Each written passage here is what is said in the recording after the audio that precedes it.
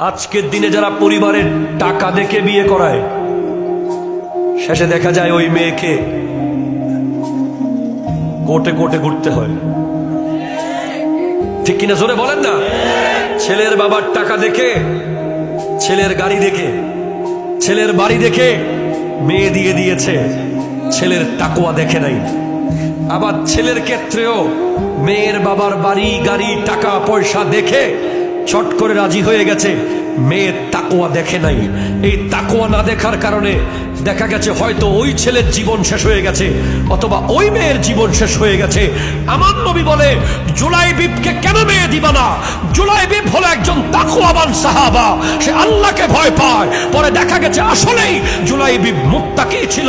সে জিহাদের মাঠে গিয়ে 7 জন কাফের ইসলাম বিরোধীকে শহীদ করে তাদের মধ্যে নিজেও শহীদ হয়ে পড়ে আছে। আমার নবী তাকে জান্নাতের সংবাদ দিয়ে দিয়েছে।